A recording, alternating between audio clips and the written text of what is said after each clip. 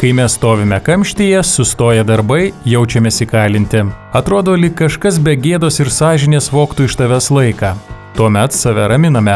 Kamščiai gatvėse juk nuo manęs nepriklauso. Tačiau priešingai yra su kamščiais kraujagyslėse. Mes patys galime įtakoti savo kraujotakos kokybę. Dėl kamščių kraujagyslėse sutrinka kraujotaka, naudingų medžiagų ir deguonies pernešimas į organus gali iškilti pavojus jūsų sveikatai. Kai tai supranti, stovėti kamštyje pasidaro nebe taip ir baisu. Kamščiai kraujagyslėse vis dažniau susidaro ir jaunų žmonių tarpe.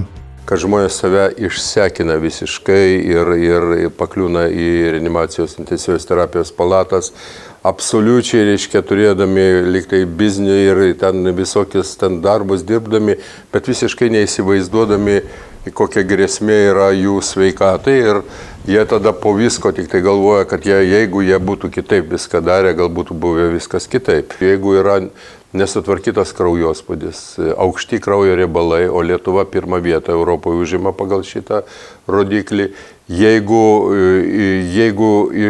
ištiestas žmogus netvarko, rūko toliau, netvarko rizikos veiksnių, jisai turi labai didelę galimybę, reiškia, atsidurti intensyvios terapijos palatoje. Mes matom, pavyzdžiui, atvejus, kur išvakarėse jis aktyviai judėjo, o paskui pirmas priepuolis ir iš karto infarktas. Kaip jaunas žmogus gali savo padėti? Ar laukti pirmų sutrikusios kraujotakos požymių, ar tiesiog iš kitų veiksnių galima tai suprasti? Tyrinėdami japonų ilgaamžiškumo bei sveikos kraujotakos paslaptis, mokslininkai įrodė, kad pusryčiams kasdien valgomas tradicinis patiekalas nato turi daug širdies ir kraujagyslių sistemai naudingų savybių. Vertingiausias nato patiekalo pagaminto iš specialiu būdu fermentuotų sojų pupelių komponentas yra natokinazė.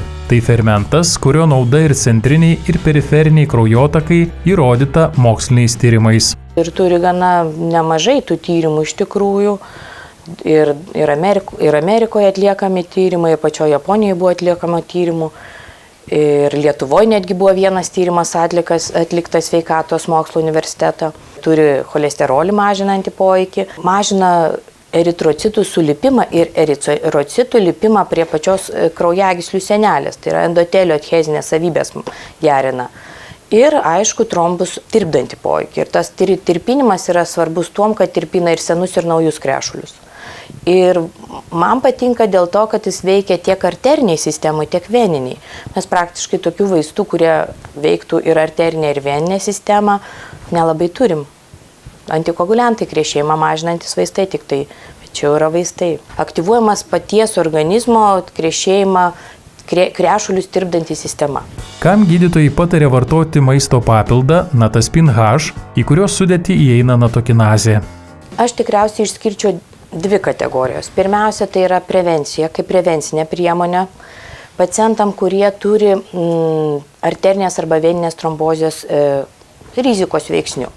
Pavyzdžiui, pacientai turintys aukštą kraujospūdį. Arba netgi skirčiau pacientus, kurie turi paribinį kraujospūdį, kuriems mes sakom, mažinkit svorį, didinti fizinį aktyvumą, jų dar skaičiai nereikalauja gydymo vaistais, bet kodėl jie nepaskyrus natokinazę, kuri šiek tiek ir dar sumažins tą spaudimą ir mes atitolinsim gydymą vaistais.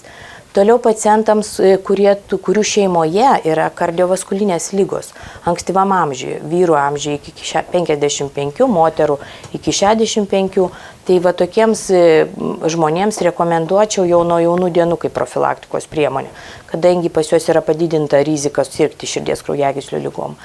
Toliau pacientams, kurie turi cukrinį diabetą, nes cukrinis diabetas didina kraujagyslių pažeidimą, arterijų būtent pažeidimą. Toliau rūkantiems, nejudrų gyvenimo būdą. Tai tiesiog kaip profilaktikos priemonė. Kita dar išskirčiau kategoriją, čia su arterijos rizikos veiksniais, trombozės arterinio, su venų trombozės rizikos veiksniais. Tai tie, kurie daug skraido, kurie mažai juda, kurie yra nutukę, kurie vartoja kontraceptinės, moteriams vartojančiam kontraceptinės tabletės. Ir jau antra kategorija pacientų, kurie jau serga arteriniam arba veniniam trombozėm. Tai yra po infarktų, tiesiog šalia standartinio įprasto gydymo kaip papildoma priemonė. Po insultų, šalia standartinio įprasto gydymo, ne vietoj, iš tikrųjų nerekomenduočiau vietoj, tiesiog šalia. Pacientams, kurie turėjo, pavyzdžiui, venų embolijas, venų trombozės ir plaučių arterijos emboliją, šalia standartinio gydymo. Ir dar viena kategorija pacientų tikriausiai, kurie negali vartoti krešėjimą mažinančių vaistų, nes buvo, pavyzdžiui, kraujo išsiliejimas į smegenis ir tiesiog specialistai nusprendė, kad yra priežastis nevartoti antikoaguliantus, krešėjimą mažinančius vaistus. Tada galėtų būti natokinazės vieta tokiems pacientams, nes jie mažina, natokinazė mažina trombų formavimąsi veniniai sistemai. Natokinazės fermentas neturi pakaitalo daugelio pasaulio šalių gyventojų mityboje, taip pat ir Lietuvoje. Nataspin H tai yra vienintelis Lietuvoje specialiosios paskirties maisto produktas, kurio sudėtyje yra natokinazė. Produktas Nataspin H tai yra standartizuota natokinazės forma, išgauta iš fermentuotų sojos pupelių.